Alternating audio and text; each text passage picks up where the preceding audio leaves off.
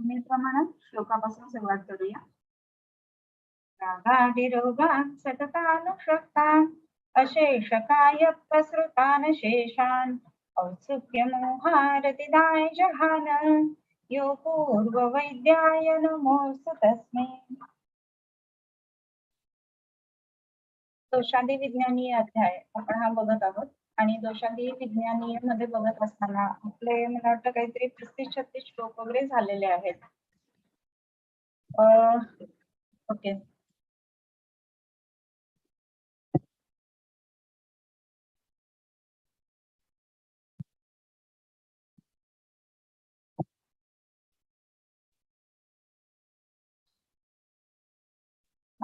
आपलं इथेपर्यंत झालेलं होतं की मेषाज मध्य कुलमाश यवमाश द्वयादिभिः मूत्रवृद्धि क्षयोत्थांश क्रियया विक्षय मूत्रवृद्धि क्षयोत्थांश मेहकृच्र चिकित्सया व्यायाम व्यंजन स्वेद मध्ये स्वेद क्षयोद्भवान् स्वस्थानस्य कायाग्ने अंशाधातुष संश्रिताः तेषां सादादिदीप्तिभ्यां धातुवृद्धि क्षयोद्भवः. हा श्लोक आपण वाचत होता. आता यामध्ये जेव्हा आपण बघतोय तर स्वस्थानस्य कायाग्नेः अंशाः धातुषु संश्रिताः, ज्या वेळेला स्वस्थानी असणारा असा जो जाठराग्नी आहे तर त्या जाठराग्नीच्या जे अंश आहेत ते ज्या ज्या धातूंच्या ठिकाणी आश्रित आहेत तर या धातूंच्या ठिकाणी आश्रय घेत असताना त्या ठिकाणी ते धात्वग्नी हा निर्माण करतात. अर्थातच त्या जाठराग्नीवरती हा धात्वग्नी अवलंबून असतो आणि म्हणून तेषां साद अतिदीप्तिभ्याम, आता ह्या धातूंचं जे साद किंवा अतिदीप्ती ही होईल तर त्याच्यावरनं धातू वृद्धी आणि धातुक्षय हा अवलंबून असेल. आता साद आणि अतिदीप्ती असं म्हणत असताना तेषां सादात धातुवृद्धी ही आणि तेषां दीप्तिभ्याम क्षयोद्भव ही गोष्ट आपण बघायला हवी. आता साद आणि ह्याच्यापासून ज्या वेळेला आपण बघतोय की वृद्धी आणि क्षय या गोष्टी जेव्हा होतात तर त्या वेळेला साद झाल्यानंतर आपण बघितलेलं होतं की अपाचित वृद्धी होणार आहे आणि अपाचित वृद्धी झाल्यामुळं आपल्याला दिसतंय की ते कार्यतः उत्तम नाहीयेत परंतु प्रमाणतः ते धातू जे आहेत ते तयार होत आहेत. सो अतिदीप्तिभ्याम काय होणार आहे, जर हेच धात्वग्नी जे आहेत तर त्यांचं प्रमाण अतिशय वाढलं म्हणजे धात्वग्नी जे आहेत ते तीक्ष्ण झाले तर त्या तीक्ष्णतेमुळे काय होणार आहे, ते करपल्यासारखे होणार आहेत आणि तसं झाल्यामुळे काय होणार आहे की धातू जो येतात त्याचा शोष होणार आहे. लास्ट लेक्चर मध्ये आपण डिटेल मध्ये सगळ्या गोष्टी पाहिलेल्या होत्या. मग आता ह्याच्या संदर्भामध्ये जेव्हा आपण बघतो तेषां साद अतिदीप्तिभ्याम धातु वृद्धी क्षयोद्भव, याच्यानंतरचा जो श्लोक आहे त्याच्यामध्ये पूर्व धातू परम कुर्यात वृद्धाः क्षीणः च तद्विधम. पूर्व धातू म्हणजे जो आधीचा धातू जो आहे तर तो काय करतोय तर धातू वृद्धी आणि धातू क्षय हे चालू करतोय. अर्थातच धातू वृद्धी आणि धातू क्षय असं ज्या वेळेला आपण म्हणतो तर त्यावेळेला पूर्व धातू म्हणजे आधीचा जो धातू आहे तर तो जर का वृद्ध झाला तर त्याच्यानंतरचा जो धातू आहे ना तर तो सुद्धा वृद्ध होणार आहे. म्हणजेच काय होणार आहे तर तो सुद्धा वाढलेल्या परिस्थितीत असाच म्हणजे अपाचित वृद्धी या अर्थाने तो तयार होणार आहे. आणि ज्या वेळेला पूर्व धातू म्हणजे आधीचा जो धातू आहे तर हा आधीचा धातू जो आहे तर तो जर का क्षीण असा जर असेल तर तो क्षीण धातू सुद्धा कसा करणार आहे, पुढच्या धातूला क्षीणच करणार आहे. याचं कारण काय तर त्याचे जे पोषकांश आहेत तर ते पोषकांश सुद्धा वृद्ध आणि क्षीण ह्याच पद्धतीने ते तयार होणार आहेत आणि म्हणून पूर्व धातू परम कुर्यात वृद्धी क्षीणश्च तद्विधम असं म्हटलेलं आहे. याच्यानंतर तेषां साद अतिदीप्तिभ्यां धातुवृद्धि क्षयोभवः पूर्वो धातुः परम कुर्यात वृद्धः क्षीणश्च तद्विधम. याच्यानंतर दोषा दुष्टाः रसैः धातून दुष्टाः दोषाः रसैः दूषितः करोति असा. रसैः धातून रस इत्यादी धातूंना दूषित करतात. दुष्ट दोष जे जे आहेत ना तर ते काय करतात तर रस इत्यादी धातूंना ते दुष्ट करतात. रस इत्यादी धातूंना दुष्ट करत असताना यामध्ये आपण बघतोय की दोष दुष्ट झाले तर ते धातूंना दुष्ट करतात म्हणजे रसादी धातू जे आहेत ते यामुळे दुष्ट होतात. आणि मग हे जे रसादू धातू आहेत तर ते दुष्ट झाल्यामुळं हे उभयोः दूषयन्ति मलान, म्हणजे हे दोन्हीही एकत्र येऊन म्हणजे दुष्ट झालेला जो धातू आहे आणि जो दुष्ट दोष आहे, तर ह्या दोन्हीही गोष्टींमुळं काय होत आहे, तर ते मलांना दूषित करतायत आणि मलांना दूषित करत असल्यामुळं काय घडतंय की तिथे दोष पण दुष्ट आहेत, त्याच्यानंतर धातू पण दुष्ट आहेत आणि मल पण दुष्ट आहेत. सो या ठिकाणी दोष, धातू आणि मल ह्या तीनही ठिकाणी आपल्याला दिसतंय की हे दूषितत्व आपल्याला पाहायला मिळतात. सो महत्वाची गोष्ट या ठिकाणी अशी होते की दुष्ट आणि दुष्ट असणारा दोष आणि दुष्ट असणारा धातू हे दोन्हीही मिळून मलांना दूषित करतात. सो हे मलांना दूषित करत असल्यामुळं त्या ठिकाणी आपल्याला काय पाहायला मिळतं, तर दोष, दूष्य म्हणजे रसादी धातू आणि मल हे तिन्ही देखील आपल्याला दुष्ट झालेले किंवा दूषित झालेले असे बघायला मिळतात.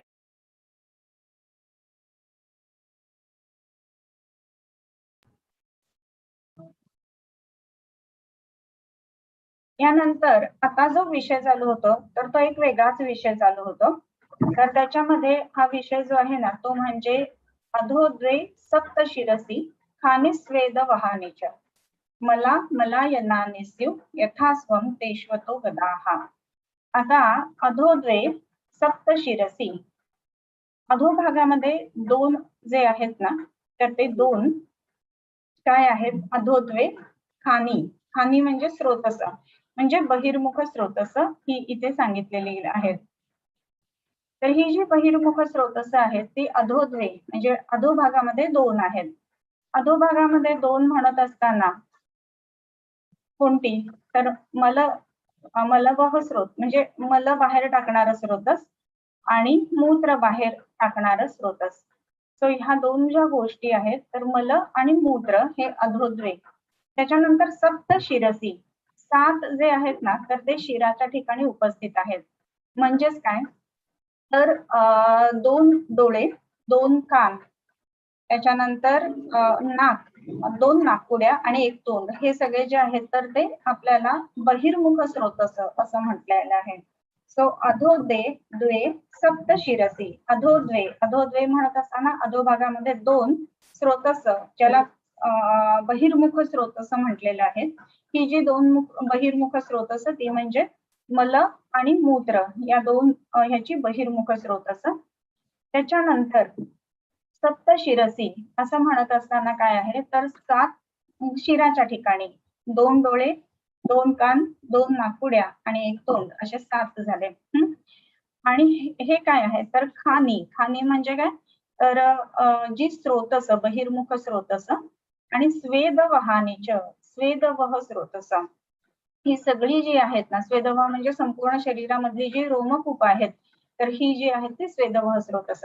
तर ही जी स्रोतस आहेत ती काय करतात, तर मला मला यनानिस्युः यथास्वम तेष्वतो गदाहा, हे जे आहेत ना ते मलायतन आहेत. ही सगळी जी स्रोतस बहिर्मुख स्रोतस आपण जी बघितले तर ती काय करतात, तर ही बहिर्मुख स्रोतस जी आहेत ती शरीरातनं आपल्या मल बाहेर टाकत असतात. तर हे घडत असताना त्यामध्ये हेच मलमार्ग मलायनानी स्युः म्हणजे काय, तर हे मलमार्ग ज्या वेळेला दूषित होतात तर त्या वेळेला यथास्वम तेष्वतो गदाहा, त्या पद्धतीचे व्याधी तिथे ते उत्पन्न करतात. म्हणजे स्वेदवह स्रोतस समजा दुष्ट झालं तर स्वेदवह स्रोतस दुष्ट कशामुळे झालाय, तर स्वेद विकृती झाल्यामुळं. मग स्वेद विकृती का झाली, तर स्वेदाशी संबंधित पित्त आहे, पित्त दोष दुष्ट झालेला आहे आणि म्हणून स्वेदाची विकृती झालेली आहे. मग असं असताना काय होणार आहे, तर स्वेद विकृती झाल्यामुळं स्वेदवह स्रोतस विकृत झालाय आणि मग त्या स्वेदवहाचे वेगवेगळे व्याधी तो उत्पन्न करणार आहे. मग आता हे वेगवेगळे स्वेदवहाचे व्याधी असं म्हणत असताना कधी तो स्वेदवहाच्या संदर्भामध्ये ज्वर उत्पन्न करेल, काही वेळेला तो मेदू विकृतीतनं प्रमेहासारखे व्याधी उत्पन्न करेल. सो असे वेगवेगळे व्याधी जे आहेत तर ते स्वेदवहाचे या ठिकाणी उत्पन्न होतात. सो त्याचप्रमाणे अधोद्वे म्हणजे बहिर्मुख स्रोतसे जे आहेत तर त्यांच्या ठिकाणी मल जे आहेत ते दुष्ट झाल्यामुळे वेगवेगळ्या पद्धतीचे आपल्याला व्याधी उत्पन्न झालेले दिसतात. ओके, सो अधोद्वे सप्तशिरसी खानी स्वेद वहानीच मला मलायनानेस्युर यथास्वम तेष्वतो गदाहा. त्याच्यानंतर ओजस्तु तेजो धातूनां शुक्रांतानां परम स्मृतम हृदयस्थम अपि व्यापी देहस्थिती निबंधनम. हे काय आहे? तर ओजाबद्दलचं वर्णन आता ह्याच्यानंतर चालू होतं. आता आपण ह्या अध्यायामध्ये दोष धातू मलविज्ञान हे बघतोय, राईट. तर दोष झाले, धातू झाले, मलांबद्दल बघून झालं, त्याच्यानंतर स्रोतस, बहिर्मुख स्रोतस सुद्धा आपण बघितले. तर हे सगळं करत असताना एक सगळ्यात महत्वाची जी गोष्ट आहे ना, ती म्हणजे आता आपण या स्रोतसांच्या संदर्भामध्ये जेव्हा जेव्हा विचार करतोय, तर तिथे ह्या सगळ्या स्रोतसांच्या मध्ये विकृती कशी निर्माण होते हे बघितलं, आणि प्रकृती किंवा प्राकृतत्व कसं मेंटेन केलं जातं ते सांगण्यासाठी इथे ओजाचा कॉन्सेप्ट सांगतायत. सो ओजाचा कॉन्सेप्ट पहिल्यांदा या दोषादी विज्ञानी मध्ये सांगितलेला आहे. सो ओजस्तु तेजो धातूनाम. काय आहे ओज? तर धातूनाम तेजः अस्ति. काम कोणकोणत्या धातूंचं हे तेज आहे? शुक्रांतानाम. शुक्रांतानाम धातूनाम तेजः ओजः अस्ति. म्हणजे काय? शुक्रांत म्हणजे शुक्रापर्यंतचे सर्व जे जे काही सांगितलेले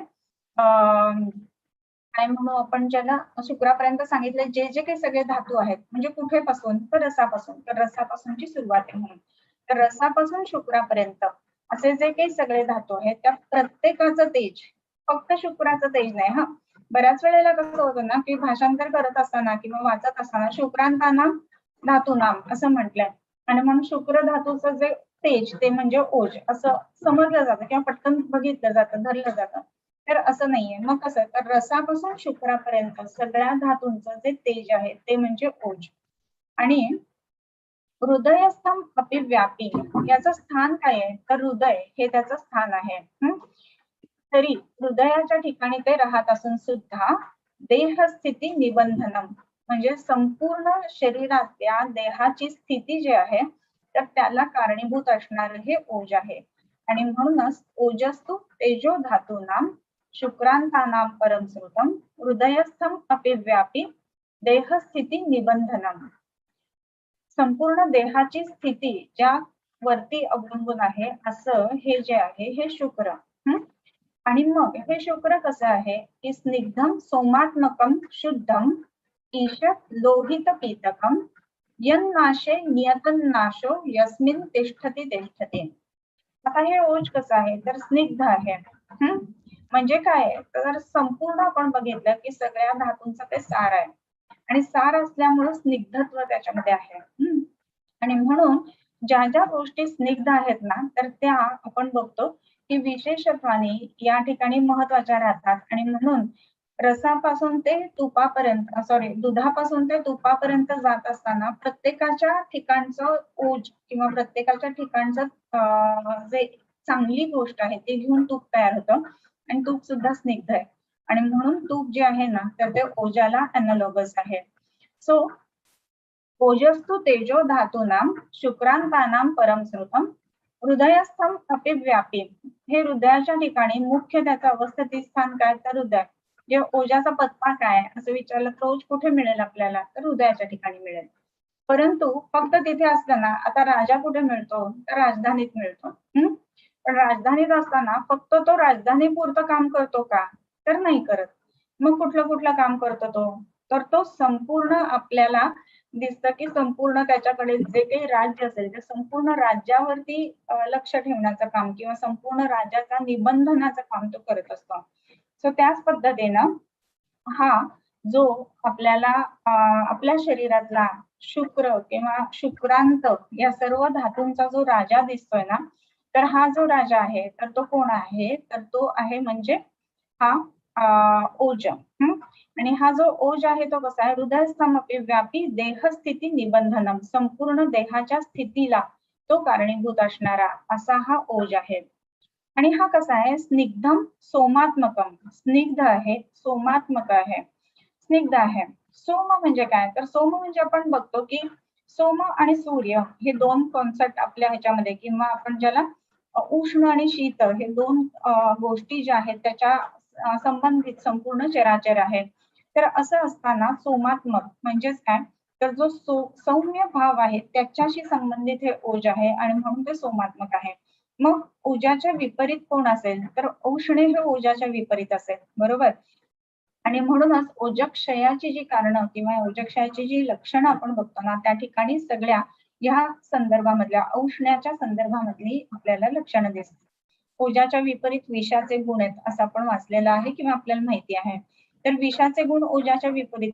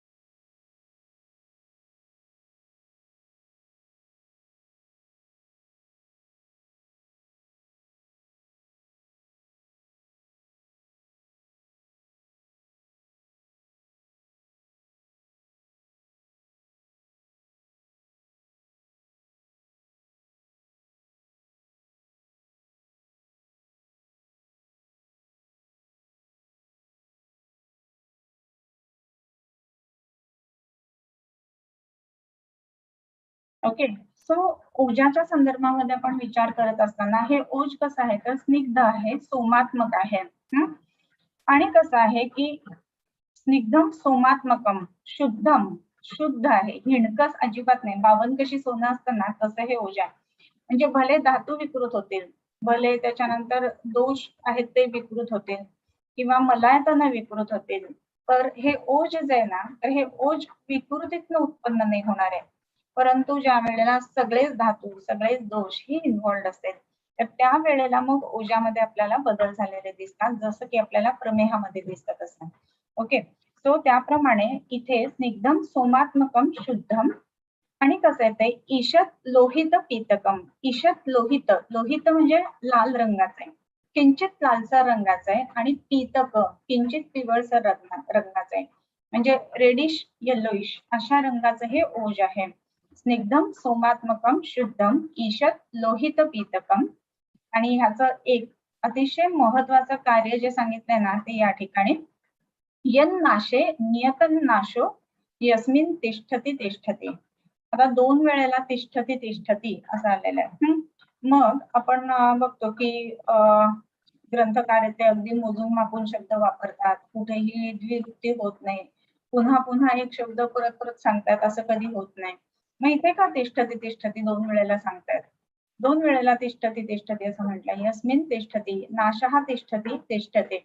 तर ज्या वेळेला आपण असं बघतोय की हे ओज जे आहे ते विकृत होतं किंवा ओजाचा क्षय होतोय ना, तर त्या ठिकाणी ह्या आयुष्याचा नाश होतोच होतो असं जे आपण बोलतो ना, म्हणून तिष्ठती तिष्ठती असं दोन वेळेला आलेलं आहे. यन नाशे, यन नाशे म्हणजे काय, ज्याचा नाश झाला असता. नियतन नाशो, ज्याचा नाश झाला असता, निश्चितपणे नाश होतो. कशाचा तर आयुष्याचा. मग हे कसं आहे तर आयुष्याचा त्याचा नाश झाला असता निश्चितपणे आयुष्याचा नाश करणार असं जे आहे ते ओज आहे. आणि म्हणून नियन नाशे नियतन नाशो यस्मिन तिष्ठती तिष्ठती. यस्मिन म्हणजे ज्याच्या नाशामध्ये आयुष्याचा नाश ठरलेला आहे, तर असं हे ओज आहे. त्याच्यानंतर निष्पद्यते यतो भावा विविधाः देह संश्रयाः. आणि मग देह संश्रित असे जे वेगवेगळे भाव आहेत, तर या शरीरातल्या वेगवेगळ्या भावांना देह संश्रित भाव म्हणजे देहाचे जे वेगवेगळे व्यापार किंवा देहाची जी वेगवेगळी कार्य आलेली आहेत ना, तर ही कार्य कशावरती अवलंबून आहेत तर ह्या ओजावरती अवलंबून आहेत. आणि म्हणून निष्पद्यते यतो भावा हा विविध देह संश्रित भाव जे आहेत तर ते ह्याच्यावरती अवलंबून आहेत, ओजावर अवलंबून आहेत. आणि मग हे जर का ओज विकृत झालं तर शरीरातले हे भाव सुद्धा विकृत होतील, ही गोष्ट लक्षात घ्यायला पाहिजे. मग या ओजाचा क्षय कशाने होत आहे? ओज क्षीयेत कोपक्षु ध्यान शोक श्रमादिभिः. आता हे कशा कशाने क्षय होत आहे आता बघूयात आपण. आता ओज काय आहे तर सगळ्या धातूंचं सार आहे हे समजलं. आणि ओज क्षीयेत कोप, कोपक्षु असं म्हणलंय. तर कोप पहिल्यांदा सगळ्यात महत्वाचे जे आहे ना तर कोपाने म्हणजे क्रोध. खूप राग आलाय की पहिलं काय होतं तर ओजाचा नाश होतो. आणि म्हणून प्रत्येक ठिकाणी आपल्याला अगदी सुरुवातीपासून शेवटपर्यंत आध्यात्मिक ग्रंथ असेल किंवा आयुर्वेदिक ग्रंथ असेल, तर प्रत्येक ठिकाणी आपल्याला असं लिहून दिलेलं असतं की रागाचं नियंत्रण करायला पाहिजे. कारण काय तर त्यांनी ओजाचा क्षय होतोय म्हणून. तर ओजक क्षीयेत कोपक्षु क्षुधा असं आलेलं आहे बरं का. कोपक्षु ध्यान शोक श्रमादिभिः. आता कशा कशाने होतंय तर कोप क्षुध ध्यान असा शब्द येतो. क्षुध म्हणजे क्षुधा, म्हणजे आपण भूक जी आहे ना, तर भूक लागलेली असताना न जेवणं ह्याच्यामुळे सुद्धा ओझाचा क्षय होतो. आता अधारणीय वेग जे सांगितलेले आहेत ना 13, तर त्या 13 अधारणीय वेग मध्ये सुद्धा क्षुधा हा आलेला आहे, बरोबर. तर तुम्हाला होमवर्क मध्ये आता हा आपला अध्याय 4था झालेला आहे, बरोबर. तर 4था अध्याय आपण जो ऐकलेला होता किंवा बुडला असेल तर परत ऐका आणि आपल्याला क्षुधेचा अवरोध केल्यानंतर कोणकोणती लक्षणं दिसतात तर त्याचा श्लोक लिहून काढायचा, पाठ करायचा आणि तो वाचून तयार करायचा. हा तुम्हाला होमवर्क आहे. सो अजून एक गोष्ट क्षुधेच्या संदर्भामध्ये की क्षुधेचा जर अवरोध केला ना तर त्यामध्ये हा जो ओज आहे त्याचा क्षय होतो. मग हे का होत असेल हे पण लक्षात घ्यायला पाहिजे. आता ज्या वेळेला शरीरातला जठराग्नी फुललेला आहे तर त्याला काही ना काहीतरी हवनाची अपेक्षा आहे, म्हणजे आहार शरीरामध्ये यायला हवा अशी तिथे अपेक्षा आहे. पण जर का आहार शरीरामध्ये आला नाही तर काय करणार आहे, हा जो वाढलेला किंवा उद्रिक्त झालेला जो अग्नी आहे ना तर तो धातूंचं पचन करायला लागतो, धातू पाक करायला लागतो. आणि धातू पाक करत असल्यामुळं शरीरातले रसापासून ते शुक्रापर्यंतचे जे धातू आहेत तर त्यांचा पाक किंवा त्यांना गिळून टाकत असल्यामुळं जे ओज आहे ते कमी व्हायला लागेल. म्हणून ओजक क्षीयेत कोप. कोप म्हणजे क्रोध. क्रोध कशापासून आलाय तर रागापासून आलाय. शरीरामधला जो क्रोध आहे त्यातनं ज्वर उत्पन्न होतं आणि दक्षाच्या विध्वंसामध्ये या क्रोधाचा संबंध आहे आपण बघितलेला आणि त्याच्यातून ज्वराची उत्पत्ती आहे. आणि म्हणून क्रोधाने ओज कमी होतं. क्षुधेच्या अवरोधाने ओज कमी होता. ओजक क्षीयेत कोपक्षुत ध्यान. आता ध्यान केल्याने ओज कमी होतं. तर अशी एक मध्यंतरी कोणीतरी शंका विचारलेली होती बरं का, की साधनेच्या बाबतीमध्ये आपण ध्यान करतो, तर ध्यान करणे ही चांगली गोष्ट आहे आणि ध्यान करणे ही चांगली गोष्ट असताना मग पूजाचा क्षय होत असेल तर ध्यान का करायचं? तर इथलं ध्यान आणि आध्यात्मिक ध्यान या दोन गोष्टी वेगवेगळ्या आहेत हे लक्षात घ्यायला पाहिजे. ध्यान म्हणजे एकच एक ध्यास ठेवणं किंवा आत्ताच्या शब्दांमध्ये किंवा आत्ताच्या एरामध्ये ज्याला आपण वर्कहॉलिक म्हणतो ना त्याला म्हणजे ध्यान असं म्हणायला पाहिजे.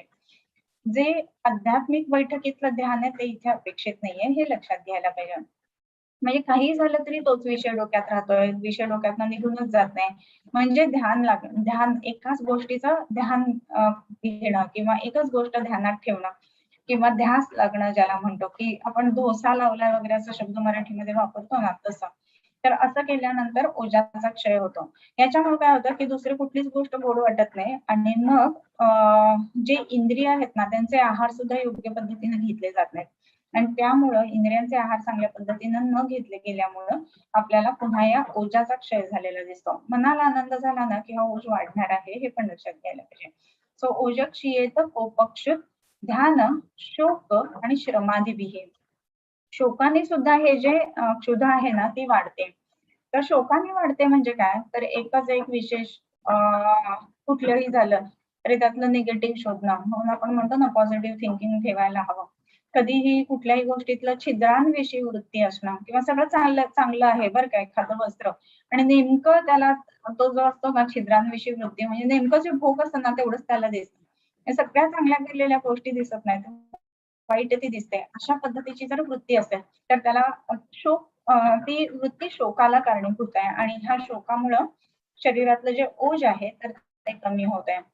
सो ओजक क्षीयेत कोपक्षु ध्यान शोक श्रमादिभिः. श्रम ज्या वेळेला होतात ना तर त्या वेळेला सुद्धा हे जे ओज आहे ते कमी होतं. मग श्रम करावेत का नाही करावेत तर करावेत. मग किती करावेत तर अर्धशक्त्या निषेव्यस्तु. आता सगळे रेफरन्सेस मागचे जे आहेत ना ते सुद्धा लागायला लागतात. म्हणजे वाचत असताना आपल्याला आपण जर आधीच व्यवस्थित वाचलं असेल ना तर पुढचे अर्थ जास्त पटकन समजायला लागतात.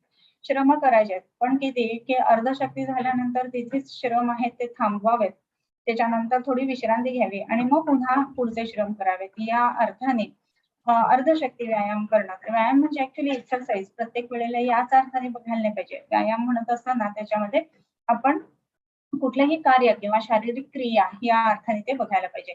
सो ओजक शियेत कोपक्षु ध्यान शोक श्रम आदिभिः. अतिश्रम करणं ह्या गोष्टीमुळे सुद्धा ओजाचा क्षय होतो. काही केसेस आपण असे बघतो बरं का, की पेशंट जो असतो तर त्याच्यामध्ये पेशंट नाही म्हणजे तो एकदम फिट अँड फाईन असतो आणि एकदम आरोग्याची दखल घेणारा असतो, सगळ्या टेस्ट वगैरे रेग्युलर करणारा असतो आणि विशेष करून एक्सरसाइज वरती खूप लक्ष देणारा असतो, डाएट सांभाळणारा असतो. परंतु एक दिवस सकाळी उठले आणि सायकलिंगला गेले किंवा कुठला तरी व्यायाम करायला गेले आणि मॅसिव्ह कार्डियक अरेस्ट बसला आणि पेशंट गेला. असं ह्या पद्धतीत जे पेशंट दिसतात तर त्याच्यामध्ये श्रमाचा अतिरेक ही गोष्ट दिसते. आणि म्हणून श्रम किती करावे तर दम लागलाय, श्वासाची गती वाढलेली आहे, त्याच्यानंतर कपाळावरती घाम आलेला आहे, एवढं झालं ना की थांबवावे श्रम कुठलाही व्यायाम आहे. म्हणजे मी जर ठरवलंय की 5 किलोमीटर चालायचं तर 5 किलोमीटर व्हायच्या आधी ही लक्षण आली ना तर थोडी रेस्ट घ्यायला पाहिजे. म्हणून विसावा ही गोष्ट घेतली जाते. इव्हन आपण बघतो ना की आपले वारीमध्ये सुद्धा मोठा पल्ला असतो. वारीतला जो मोठा पल्ला असतो ना त्यामध्ये सुद्धा मध्ये मध्ये विसावा असतो आणि विसावा असल्यामुळं तिथे विसावा घेऊन मग पुढे जाणं ही गोष्ट महत्वाची असते. सो ओजक क्षीयेत कोपक्षु ध्यान शोक श्रमादिभिः. आता इथे अजून एक मेक ठेवलेली असते बरं का नेहमी, श्रम आदिभिः हा सुद्धा एक महत्वाचा भाग तिथे लक्षात घ्यायला पाहिजे. श्रम इत्यादींनी, आता इत्यादी म्हणत असताना ह्याच्यामध्ये अजून काय काय आलंय तर आपण क्रोध बघितला, शोक बघितला, मग त्याच्याबरोबर इतर जे जे षड्रिपू आहेत तर ते सुद्धा आदिभिः मध्ये आले. किंवा शरीर आयासजनक कर्म व्यायाम संज्ञितम असं म्हटलेलं आहे. तर अतिव्यायाम जे आहे त्याच्यामुळे आले. क्षुधेचा अवरोध असं म्हणलंय तर क्षुधेच्या बरोबर इतर जे 13 अधारणीय वेग आहेत ते सुद्धा अधारणीय वेग जे आहेत ना त्याच्यामुळं ओजक्षय होईल. तर हा सगळा जो भाग आहे तो फक्त एका सिंगल शब्दामध्ये, सिंगल वर्ड मध्ये आलेला आहे, तो म्हणजे आदिभिः. आपल्याला वाटतं की शोक, क्रोध, क्षुधेचा अवरोध आणि ध्यान एवढ्या एक 4-5 गोष्टी घेतल्या तर त्याच्याने ओज कमी होणार आहे, पण ह्याच्या आदिभिः मध्ये सगळ्या गोष्टी इन्व्हॉल्व्ह झाल्या. सो षड्रिपू शरीरामध्ये मनामध्ये जास्ती वाढले तर आदिभिः होणार आहे. त्याच्यानंतर क्षुधेचा अवरोध केला तर होणार आहे. क्षुधेच्या अवरोधाबरोबरच इतर आपण व्याधी इतर आपल्या वेगांचा अवरोध केला तरी सुद्धा ओजाचा क्षय होणार आहे. सो ह्या दृष्टीने ह्या आदिभिः कडे बघायला पाहिजे. सो ओजक क्षीयेत कोपक्षु ध्यान शोक श्रमादिभिः. मग लक्षणं कुठली कुठली येतात ओजाच्या क्षयाची तर बिभिते दुर्बलो भीक्षणम ध्यायति व्यथितेंद्रियः दुश्छायो दुर्मनारुक्षो भवेत क्षामश्च तत्क्षय. आता ह्याच्यामध्ये काय काय होत आहे तर बिभिते घाबरतो, सगळ्यात महत्वाचं जे आहे ना तर त्याच्यामध्ये तो घाबरतो. कसा घाबरतो तर अगदी छोट्या छोट्या साध्या गोष्टींपासून ते आपण मोठ्या गोष्टींपर्यंत घाबरणं ही गोष्ट घडत असते.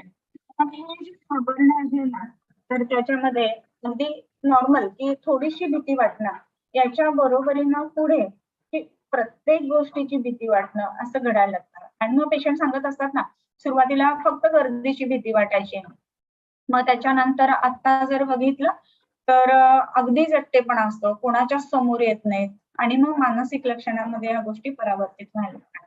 आणि म्हणून बिभीती सगळ्यात पहिलं लक्षण घाबरायला लागतो तो.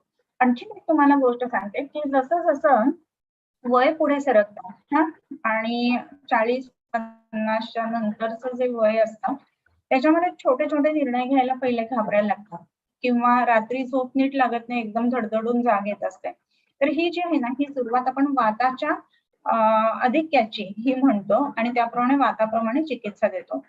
परंतु वाताचं अधिक्य जेव्हा जेव्हा शरीरात होतं ना त्यावेळेला रसाचं यापन कमी पडायला लागलेलं असतं आणि रसाचं यापन कमी पडतं आणि रसाचं यापन कमी पडल्यानंतर सगळ्याच पुढच्या धातूंचं जे यापन आहे ते कमी पडणार आहे आणि या धातूंचं यापन कमी झाल्यामुळं जे ओज आहे ना त्याच्यावरती परिणाम येतो आणि म्हणून ओजाच्या क्षयाची लक्षणं जी आहेत ते विशेषत्वाने 40-50 या वयानंतर दिसायला लागतात. आणि म्हणून रसायन कर्म करणं ही गोष्ट अतिशय महत्वाची राहते. पण हे रसायन तहान लागल्यावर विहीर खणणं असं नाहीये. मग कधी पूर्वम वयसी मध्यमेवा, पूर्वीच्या वयामध्येच म्हणजे बाल्य असताना मध्यम वयामध्येच हे रसायन सेवन करायला पाहिजे आणि मग या ओझावरती चांगला परिणाम आपल्याला त्याचा दिसायला लागेल. सो ओजक क्षीयेत कोपक्षु ध्यान शोक श्रमादिभिः बिभीते दुर्बलो भीक्षणम ध्यायती व्यथितेंद्रिय. हा बिभेती इथेपर्यंत बघितलं. त्याच्यानंतरचं जे आहे ना ते म्हणजे दुर्बल. हा जो पेशंट आहे किंवा ओजक्षयाचा जो माणूस आहे तर तो कसा होतो, तर दुर्बल. दुर्बल म्हणजे काय, तर कुठलीही गोष्ट करण्यास सक्षम असणारा जो आहे तो बलवान आणि गोष्ट करण्यास सक्षम नसणारा जो आहे ना तो दुर्बल. म्हणजे काय, तर आता अगदी साध्या साध्या गोष्टी पूर्वी मी आरामात करायचे आणि आता अगदी 2 माणसं आली तरी मला घाबरायला होतं. ओजक्षयाच्या लक्षणांची सुरुवात दिसते तिथे. तो बिबिते दुर्बलः, काम करण्यास असमर्थ व्हायला लागतो हळूहळू तो. अभीक्षणम, अभीक्षणम ध्यायती, खूप तोच परत परत विचार मनामध्ये यायला लागतो. आणि व्यथितेंद्रिय, हा इंद्रिय त्याची व्यथित होतात. इंद्रियांमध्ये सगळ्यात इंद्रियांचा जो राजा आहे ना तो म्हणजे मन, आणि हेच मन जे आहे ना तर ते व्यथित जास्ती व्हायला लागतं आणि म्हणून ह्या ठिकाणी आपल्याला असं दिसतं की पेशंट आहे ना तो परत परत त्याच गोष्टींचा विचार करायला लागतो. आता अभीक्षण असं म्हणत असताना त्याचाही अर्थ काय आहे ते सुद्धा बघायला पाहिजे. बिभिते दुर्बलः अभीक्षणम ध्यायती व्यथितेंद्रिय. आता अभीक्षण असं म्हणत असताना आपल्याला जी इंद्रिय आहेत किंवा जे चिंता आहे किंवा जी मग्नता आहे तर त्याचा विचार या ठिकाणी करायला लागतो आणि पुन्हा पुन्हा तोच विचार येणं या अर्थाने अभीक्षण असा विचार येतो. त्याच्यानंतर ध्यायती, परत परत त्याच गोष्टींचा विचार करणं. मग असं जे होतं ना ध्यान, तो ध्यायती इथे लक्षात घ्यायला पाहिजे. आणि व्यथितेंद्रिय, हा म्हणजे कोणीही काही म्हणलं ना की सगळ्या गोष्टी स्वतःलाच लावून घ्यायचा, ये मेरे ही बारे में क्यों होता है असं करून स्वतः त्याचा त्रास करून घ्यायचा, ही लक्षणं म्हणून दिसायला लागतात. आणि मग त्याची ज्याला सायन्स म्हणून ते कसे येतात, तर दुष्छायो दुर्मना वृक्षो भवेत क्षामश्च तत्क्षये, तत्क्षये नाम ओजक्षये. त्याचा क्षय झाल्यानंतर तो कसा दिसतो, दुष्छाय, त्याची छाया जी आहे ना ती दुष्ट होते. म्हणजे आल्यानंतर त्याच्यात उत्साह दिसत नाही किंवा ज्याला आपण तेज झळकतं म्हणतो ना ते दिसत नाही. सो दुष्छायो दुर्मना, त्याचं मन जे आहे ना ते सुद्धा विकृत व्हायला लागतं किंवा वेगळ्या पद्धतीनं विचार करायला लागतं. वेगळ्या पद्धतीनं विचार करत असताना काय घडतं, महत्वाची गोष्ट म्हणजे की सरळच्या ऐवजी काहीतरी वेगळाच विचार करणं, ही गोष्ट त्याच्यामध्ये यायला लागते. सो दुष्छायो दुर्मना वृक्षः, त्याचं शरीर आहे ना ते सुद्धा वृक्ष होतं, मन सुद्धा वृक्ष होतं. मन वृक्ष होतं म्हणजे काय, तर कशातच त्याला रुची वाटत नाही. आणि रुची वाटत नाही म्हणून काय होतं की कुठलंही इंद्रिय जे आहे ना तर ते तुष्टी-पुष्टी ही गोष्ट त्याच्यामध्ये घडत नाही किंवा काही बघितल्यानंतर, काही ऐकल्यानंतर खूप छान वाटतंय असं गोष्ट त्याच्यामध्ये घडतच नाही. म्हणून दुर्मन, दुर्व्यथित असा तो होतो. दुष्छायो दुर्मना वृक्षो भवेत क्षामश्च तत्क्षये, त्याचा क्षय झाला असताना तो हा क्षाम, क्षाम म्हणजे काय, क्षुत श्याम कंठ असा शब्द वापरला जातो. श्याम म्हणत असताना ज्या वेळेला आपण बघतो तर वसंत ऋतू संपल्यानंतर कोकिलेचा कंठ जो आहे ना तो क्षाम कंठ असा शब्द वापरला जातो. आता हा क्षाम कंठ म्हणजे काय, तर कोकिळेचा आवाज बसतो. तुम्ही पंचमस्वरामध्ये वसंतात गाणारी जर कोकिळा ऐकली असेल आणि तेच वसंत संपल्यानंतर तिचा आवाज ऐकला ना तर एकदम ऐकवत नाही आवाज, असा आवाज असतो. सो दुष्छायो दुर्मना वृक्षो भवेत क्षाम, क्षाम कंठ, आवाज सुद्धा त्याचा वेगळ्या पद्धतीने यायला लागतो. एक विशिष्ट त्याला खरखर असते किंवा विशिष्ट गोडी नसणारा असा आवाज असतो आणि शरीर सुद्धा क्षाम, थकून गेल्यासारखं होतं. भवेत क्षामश्च तत्क्षय. आता ही जी लक्षणं आपण बघितली ती ओजक्षयाची लक्षणं. तर ह्या ओजक्षयाच्या लक्षणांमध्ये विभीती दुर्बलो भीक्षणं ध्यायती व्यथितेंद्रियाः दुष्छायो दुर्मना वृक्षो भवेत क्षामश्च तत्क्षय. मग असं जर झालं तर काय द्यावं, त्याची चिकित्सा काय, तर जीवनीय औषध क्षीर रसाद्यास तत्र भेषजम. जीवनीय औषधेस तत्र, जीवनीय औषध क्षीर रसाद्यास तत्र भेषजम, जीवनीय औषध त्याच्यामध्ये द्यावी. आता जीवनीय औषध, गण शोधायचा कुठला जीवनीय गण. सो होमवर्क साठी जीवनीय गण कोणता हे सगळं बघून जीवनीय गणातली औषधं कोणतीही काढायची आणि रसवीर्य विपाक जीवनीय गणातल्या औषधांचा काढायचा. आता कुठे मिळेल जीवनीय गण? तर चरकाचे जे 50 महाकषाय आलेले आहेत सूत्रस्थानामध्ये, तर त्या ठिकाणी तुम्हाला हे जीवनीय गण कोणता ते मिळेल. सो ह्या जीवनीय गणाचा जो उपयोग आहे ना, तर तो ह्या ओजाच्या वर्धनासाठी, वाढीसाठी करायला हवा. मग हा जीवनीय गण आपल्या कुठल्या औषधांमध्ये नित्य असतो? तर च्यवनप्राश मध्ये जीवनीय गण जो आहे ना तो आहे. तो त्या दृष्टीने अष्टवर्गयुक्त च्यवनप्राश ही गोष्ट महत्वाची लक्षात घ्यायला पाहिजे.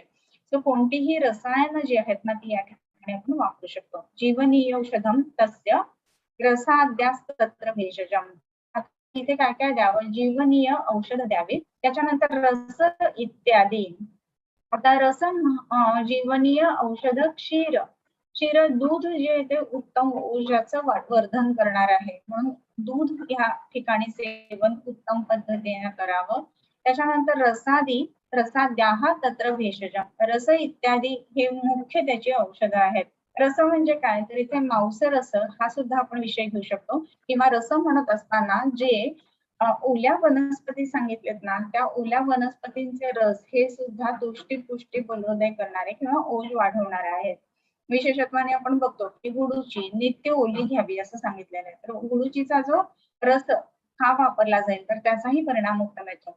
रस म्हणत असताना अजामांस रस ही गोष्ट त्याच्यामध्ये घ्यायला हवी. जसं राजयक्ष्म्याच्या पेशंट्स मध्ये आपण वापरत असतो, तर त्या ठिकाणी काय होतं, तर ओज जो क्षीण झालेला असतो तर ओज वाढवण्याच्या दृष्टीने त्याची मदत होत असते. तो जीवनीय औषध क्षीर, रसादी आणि तत्र ही सगळी त्याची औषधं आहेत. जीवनीय औषधं तस्य जीवनीय औषध क्षीर रसाद्यास तत्र भेषजम. ओजो वृद्धौ हि देहस्य तुष्टिपुष्टि बलोदयः. यदन्नं द्वेष्टि यदपि प्रार्थयेता विरोधितो तत्तजन समश्नांश तौतौ वृद्धिक्षयौ जयेत्. ओजो वृद्धौ हि देहस्य. ओज वृद्धी झाल्यानंतर देहाची काय होतं, तर तुष्टी पुष्टी बलोदय. तुष्टी म्हणजे संतोष या अर्थाने होता. सो संतोष जो आहे ना तर तो वाढतो. तुष्टी तोष मनाला आनंद होतो. म्हणजे मगाशी जे बघितलेलं व्यथितेंद्रिया हा दुष्छायो दुर्मन, तर दुर्मन ही गोष्ट कमी होते, म्हणून तुष्टी तोष मनाला संतोष आनंद मिळायला लागतो. त्याच्यानंतर तुष्टी पुष्टी म्हणजे काय? शरीराची पुष्टी. शरीर पुष्टी म्हणजे काय? जाड होते बारीक होते ह्याला काय पुष्टी नाही म्हणायचं, पण अंगावरती तेज येणं किंवा जे दुष्छाय झालेलं होतं ते प्रतिभामान होणं ही गोष्ट जी आहे ना ती या ओजाच्या वर्धनामुळे होते. आणि बलोदय हा मगाशी आपण बघितलेलं की दुर्बल आहे तो, तर तो काहीही करण्याच्या ह्याच्यामध्ये नाहीये, ताकदीमध्ये नाहीये. अशा वेळेला तो दुर्बल असताना तो बलवान होणं ही गोष्ट जी आहे ती सुद्धा ओजो वर्धन झाल्यामुळे गोष्ट घडते. सो ओजो वृद्धौ हि देहस तुष्टी पुष्टी बलोदय हा. सो पुढचा एक श्लोक आपण वाचूया आणि आज थांबूयात. बऱ्याच वेळेला आज नेटचा थोडासा इश्यू दिसतो. सो तुष्टिपुष्टि बलोदयः यदन्नं द्वेष्टि यदपि प्रार्थयेता विरोधितो तत्तत् यजन समश्नांश्च तौ वृद्धिक्षयो जयेत्. ओके, सो आपण हे वाचून थांबूया, तुमच्या शंका घेऊया आणि शंका घेऊन मग आजचा सेशन जे आहे ते थांबूया. ओके, सो आपण चॅट बॉक्स कडे जाऊया. एक मिनिट.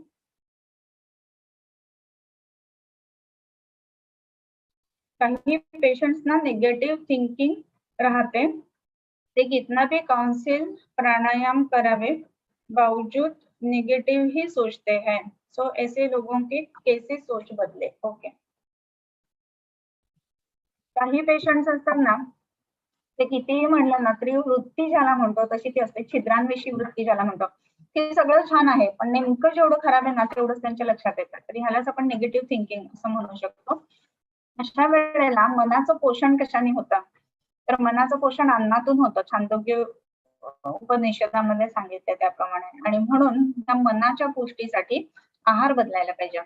मग आहार बदलल्यानंतर मग हे निगेटिव्ह थिंकिंग आहे ना ते हळूहळू कमी यायला असतात बरं का लोक असे. आणि ह्यांना आहार जरी एक वेळ चांगला घेतला असेल तर अगदी चांगला नसतो. गृहिणीसारखे व्याधी असणाऱ्या लोकांमध्ये सुद्धा निगेटिव्ह थिंकिंग खूप जास्त असतं, विशेष करून कफज गृहिणीच्या लोकांमध्ये हे निगेटिव्ह थिंकिंग जास्त दिसतं.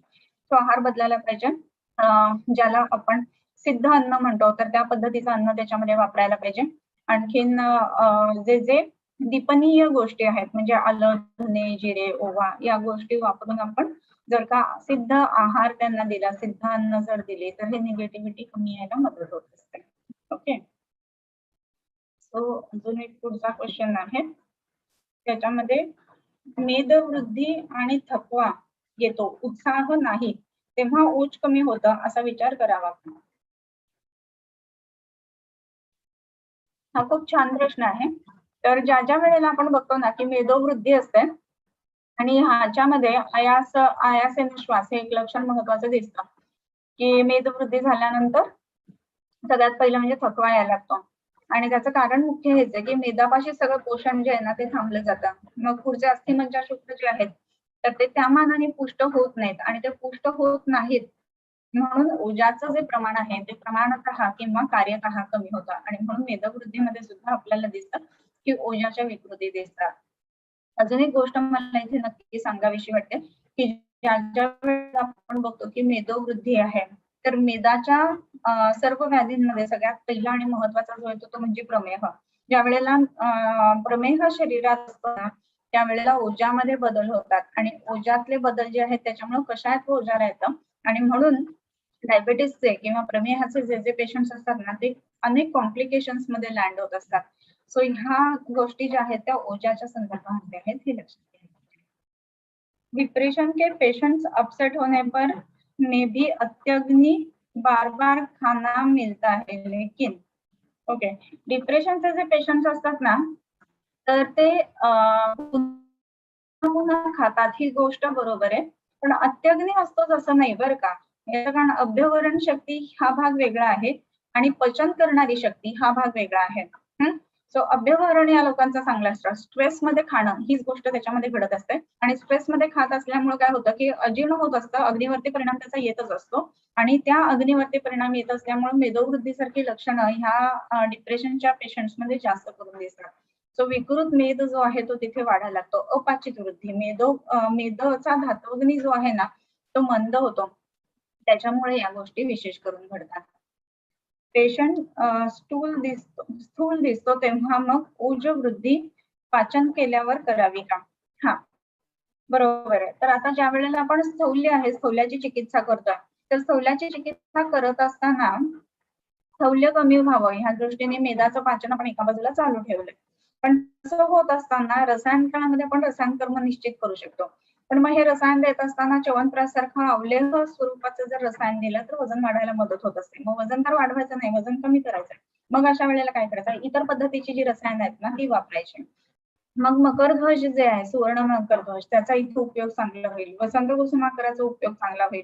त्याच्यानंतर समजा आपल्याला रसकल्प नाही वापरायचे तर त्या ठिकाणी गुळचीचा क्षीरपाक जर आपण दिला पेशंट्सला सकाळी रसायन काळामध्ये तर सकाळी रसायन काळामध्ये ओजाच्या वर्धनासाठी औषधं आणि नंतर स्थौल्याच्या निवारणासाठी औषधं व्यानुदान काळामध्ये अशा पद्धतीने दिली तर दोन्ही काम आपल्याला एकाच वेळेला साध्य करता येतात. ओके, अमृता विचारते मॅम क्षुधा वेग धारण नहीं करना चाहिए बट काय पित्तज विकृति एंड पित्तज प्रकृति पेशेंट्स बार बार भूक लगती है तो ऐसे पेशेंट्स में क्या करें. क्षुधा वेगाचं धारण नाही करायचं हे बरोबर आहे आणि ग्रंथोक्त आहे, आप्तवचन आहे, त्रिकालाबाधित सत्य आहे. परंतु पुन्हा पुन्हा भूक लागणं ह्याच्यामध्ये खरी भूक आणि खोटी भूक हे सुद्धा बघायला पाहिजे. लॉकडाऊन मध्ये सगळ्यांनी भरपूर वेळेला खाल्लं आणि जाड झालं. मग एरवी त्यांना भूक नव्हती का? नाही, तसं नाहीये. भूक जेवढी आहे ना तेवढीच होती. परंतु घरी राहिल्यामुळं आणि मन मोकळं राहिल्यामुळं पुन्हा पुन्हा खायची इच्छा होते, वेळ जावा म्हणून.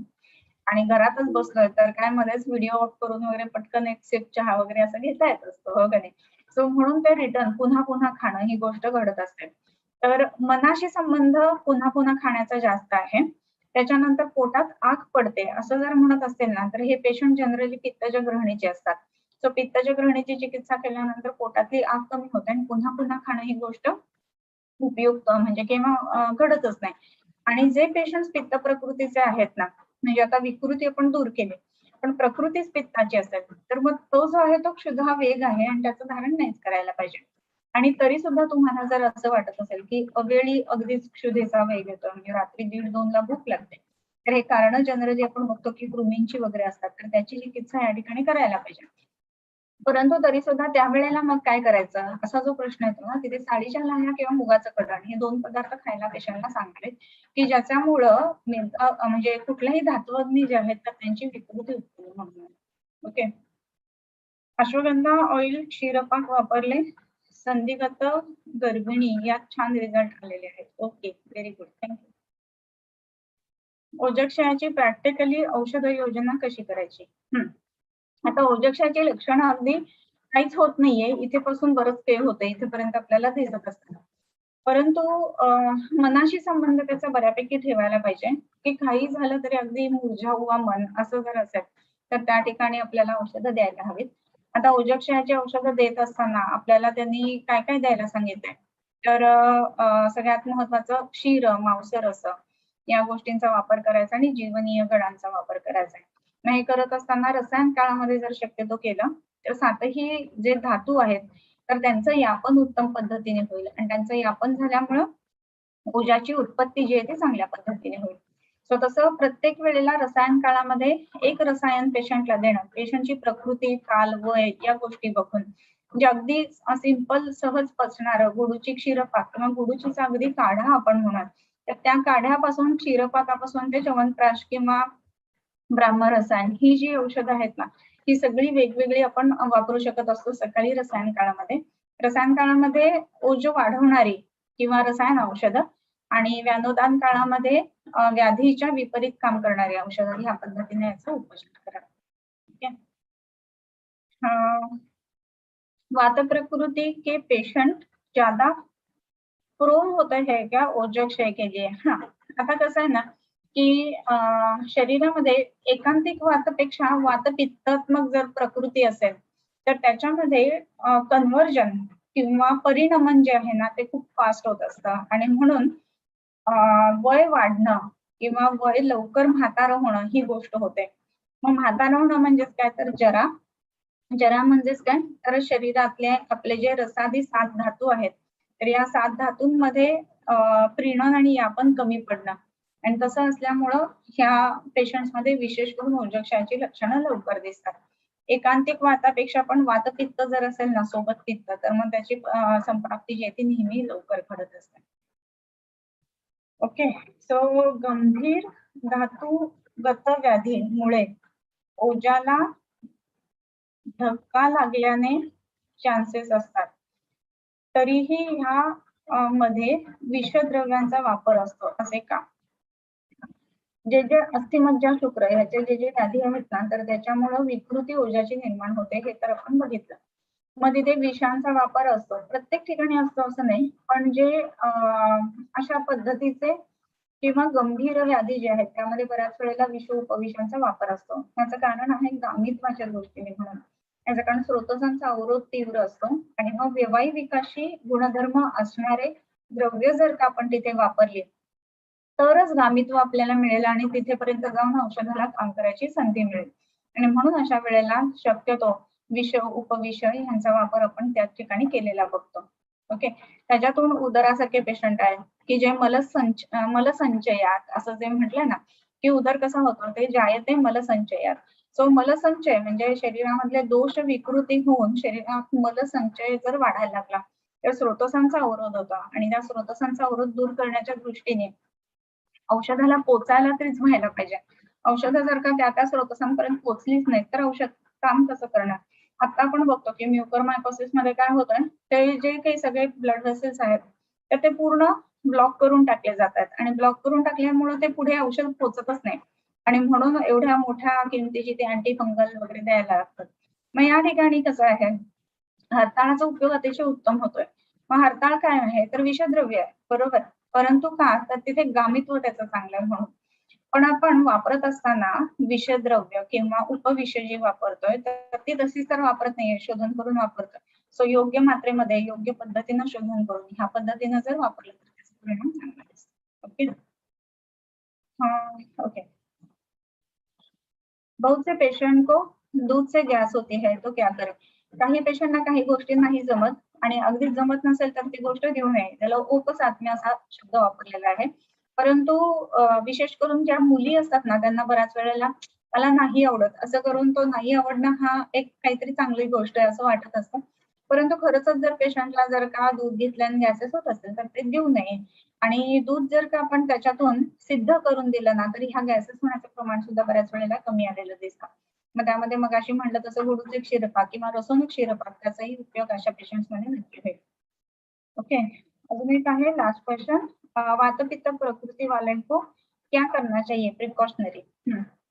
त्याच्यामध्ये वातपित्त वाढणार नाहीत अशी काळजी घ्यायला पाहिजे. म्हणजे काय खूप जास्त व्यायाम नाही करायचा, चिडायचं नाही, सकाळी लवकर उठायचं, दिनचर्या ऋतुचर्या यांचं पालन करायचं. जेवढा अग्नी आहार असेल तर तेवढाच आहार योग्य पद्धतीमध्ये घ्यायचा. आहार घेताना सुद्धा या लोकांनी म्हणजे विशेष करून वातपित्त प्रकृतीवाल्यांनी जर का अपथ्य जास्ती प्रमाणात केलं तर हे धातूंमधले पाक जे आहेत ते लवकर होतील आणि इतरांनी जर का केलं तर हे धातू पाक लवकर होत नाहीत. हा सुद्धा फरक असतो. म्हणजे कोणाकोणाला अपथ्य थोडंफार चालतं, जमून जातं, पण कोणाकोणाला एकदमच त्रासदायक होतं.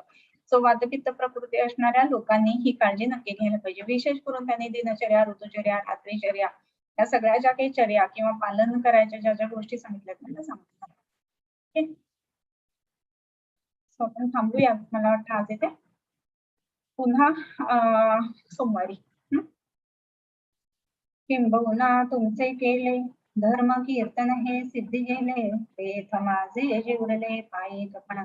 आता विश्वात्मके देवे येणे वाग्यज्ञे तोषावे, तोषोनी मज द्यावे पसाय दान हे. जे फळांची व्यंकटी सांडो, तया सत्कर्मी रती वाढो. भूता परस्परे पडो मैत्र जीवांचे, दुरितांचे तिमिर जावो. विश्वस्व धर्म सूर्ये पाहो, जो जे वांछील तो ते लाहो प्राणिजात. वर्षत सकळ मंगळी ईश्वर निष्ठांची मांदियाळी, अनवरत हो मंडळी भेटतो होता. चला कल्पतरूंचे आरव, चेतना चिंतामणींचे गाव. बोलते जे अर्णव पियुषांचे, चंद्रमे जे अलांछन. मार्तंड जे तापहीन, ते सर्वाही सदा सज्जन सोयरे होतो. किंबहुना सर्व सुखी पूर्ण होनी तेहि लौकी. भजिजो आदि पुरुषी अखंडिता, आणि ग्रंथ उपजविये विशेषी लोकी इये. दृष्टा दृष्ट विजय हुवावे जे, येथ म्हणे श्री विश्वेश्वरावो. हा होईल दान पसावो, येणेवरे ज्ञान देवो सुखिया झाला. येणेवरे ज्ञान देवो सुखिया झाला. येणेवरे ज्ञान देवो सुखिया झाला.